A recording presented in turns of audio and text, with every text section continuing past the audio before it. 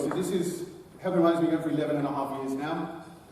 When I started the organisation back then, I had a kind of a dream, a vision, a goal to try and reduce the level of poaching and to increase rhino populations. And that was back in 2012. And since then, every year the rhino population has gone down, and gone down, and gone down. But just a couple of weeks ago, the IUCN African Rhino Specialist Group announced actually the rhino populations in Africa, the white and the black rhino population has increased. So we're now looking at 16,000.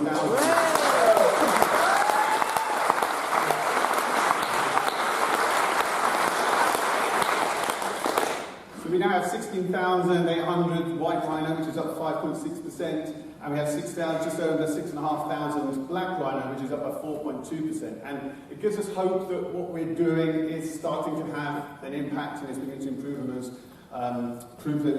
population and look at back to a level of growth. However, before we get too carried away, we're going to bring ourselves back to earth a little bit, because while it's great that we now have a population globally with just over 27,000, and that's the first time in a long time, if we were stood here 60 years ago, we'd be talking about a population of 500,000. So we have a long way to go to restore the damage that we've done to the rhino populations over the last 60 years. And as well as just to cover off all 5 species, so there are 3 species in Asia. So we have the greater one-horned rhino, or the Indian rhino, it's just over 4,000. Again, the population going up slightly there. The Sumatran rhino and the Java rhino are in the biggest trouble. There's 34 to 47 only Sumatran rhino. Again, 12 years ago when we started, we would have been talking about 200 Sumatran rhino. And at most, there's 76 Java rhino. So what are the threats to rhinos? Well, poaching is the obvious one. It's the one that is the most immediate. It's the one that gets the most media attention. It keeps the most public aware about that. 70% of the world's rhinos are in South Africa. So when we talk about poaching statistics, we often talk about South Africa. And over the last, since 2007, this is the level that poaching has gone. So we had a peak in 2014 when we were losing 1,200. During the COVID years, when it was difficult to move around, the borders were closed, we got down to below 400, but now we're kind of definitely over that COVID holiday, if you like, and we're back to sort of 450 and 231 in South Africa alone in the first half of this year. We've actually lost, in last year, 561 rhinos to poaching across all of Africa. And of course, you don't therefore have to be an A-grade mathematician to work out that's almost 2 rhinos a day across the continent that we're losing to poaching. But the picture in South Africa has changed, and this is significant for what we'll hear and talk about a little bit later on. So historically, the Kruger National Park has always been the biggest population of rhino, the epicenter of poaching. That's now changed. That's now KwaZulu-Natal, and the state park there, Hlubi and Volozi, is definitely bearing the brunt. It's now the biggest population of rhinos in the world, but it's bearing the brunt of poaching as well. But as well as poaching, it's lack of habitat. We're seeing that that's having an increasing threat to rhinos and all wildlife because of that lack of habitat. So what do we mean by that? Well, as human population grows, there's encroachment into those wild spaces. There's climate change that's affecting extreme weather patterns, whether that's extended drought periods or flash flooding, and Samuel's going to talk about that a little bit later in terms of how that's impacted Kenya and Alpejita specifically. And that leads to compressed areas, and in the case of bulls coming into more contact with each other, having more fights, and that often then lends itself to often fighting to the death. So we start to lose rhinos for things other than just poaching as well now. As well as lack of habitat, and I'm whizzing through this because I want you to see our speakers in more detail, but as well as lack of habitat, we've got disengaged communities. So I talked about that population growth. Those populations that live on the borders of wild spaces and wildlife reserves and conservancies, we need to find a way for them to benefit from wildlife conservation if we're going to ever succeed in one of our goals and to protect these spaces. We have to find a way to take out the human-wildlife conflict and make sure that the humans, the wildlife are all benefiting from these wild spaces. We're making progress, we're seeing relationships improving, but we've got a long way to go. But here at Helping Rhinos, what we believe is that actually the future is creating rhino strongholds, which is areas where we're protecting wildlife, we're sustaining habitats, and we're inspiring people. Excuse me. And so I want to share just some of the successes that we have had over the years. And there's some films that hopefully you'll be able to see here. So this is actually working with our partner, the African Rhino Conservation Collaboration, working with Dr. Will Forbes in the Eastern Cape of South Africa. We've fitted 50 tracking devices to rhinos. So that's 50 rhinos now that have a critical element of rhino protection fitted to them. It means the rangers can track where they are. It means we stay one step ahead of the poachers in many cases. And the future technology is incredible. The future of these devices is actually going to learn rhinos, an individual rhino's behaviour. So it will learn what the rhino it's fitted to does, and it will send alerts to anti-poaching control units as we move forward, and it will let them know if it thinks the rhino's in trouble.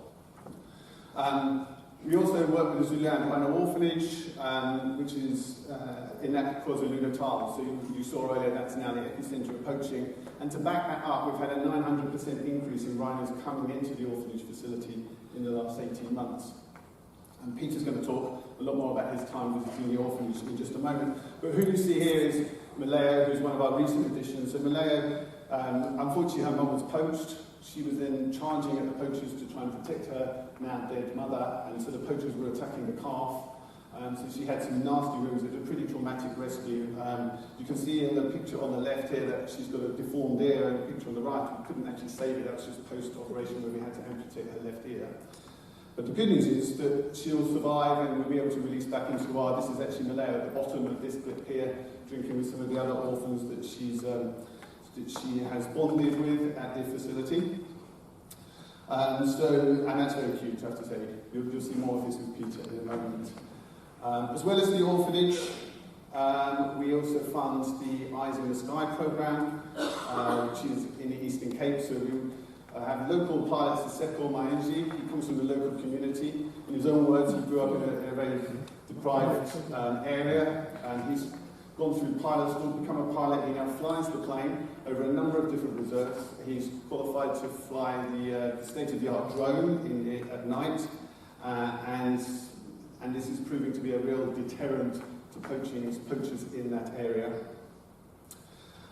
We need to be sustaining habitats, so we are very proud that we've got involved with the Geographical Foundation of bringing new land into them and dropping fences, and that means we can start a new population of rhinos. Which means right now we have to translocate rhinos to those new areas, and Megan's going to talk in more detail about what you're actually seeing here, this particular translocation. So that's really important that we look at that sustaining habitats there. And then lastly, looking at how we're inspiring people. This is a school thanks to one of our donors in the US, Mr. Ron Small. We built this school. These kids that you see would have no access to early education or the amount of food that they get for both breakfast and lunch now. Schools used by the local community, and it's made a massive difference in that area. And the good news is that we now expect to start building a second school, and we have funding for a third and a fourth school over the coming years as well.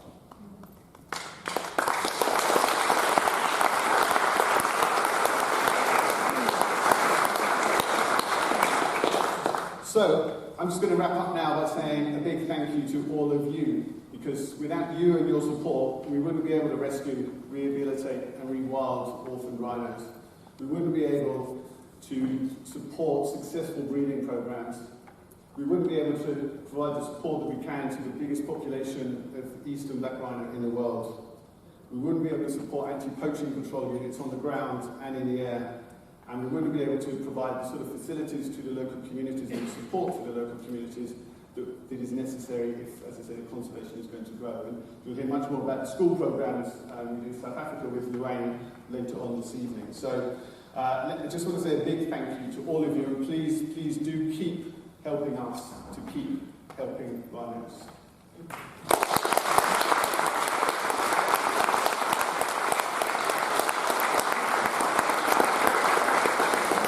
Before I leave the stage and hand back to Peter, you're going to hear this a lot tonight, but you can still get involved with that support tonight by taking part in the auction. Get used to this, you're going to see this after every speaker, but we're giving you every possibility to scan these codes. If you're watching online, you have until 7:30 UK time, so that's about just over an hour now. So the live auction items, which is lots 1 to 9, will only be sold and auctioned off in the room tonight. But you have the opportunity to get involved by bidding online. And if you bid online and put a maximum bid in, so for example, if you wanted to bid on this amazing artwork here, which is currently at £4,000, if you think that's amazing, I'll buy that, I'm prepared to spend £15,000 on this. You can bid a maximum bid of £15,000, and then one of the team here will be in the room and will bid up to your maximum bid on your behalf. So if you're watching online, I'm talking to you now, you can scan the code that's on your screen and get involved in the live auction even if you're not here. But we do have, as Peter said, the silent auction, which is on until 11 o'clock tomorrow night. So even if you're in the room, you can still scan the code, you can browse all the items, and you have until 11 tomorrow to bid on those items. As well as the auction, there are a prize draw. You can win this amazing artwork by Emma Swift, and this is also Emma Swift's work, so Emma's been very generous for us this year. You can win this artwork. You can also name your own baby rhino on our Pigeon Conservancy. So the £10, that's all it costs. So please, even if you're in the room, you can scan this, you can quickly do that now.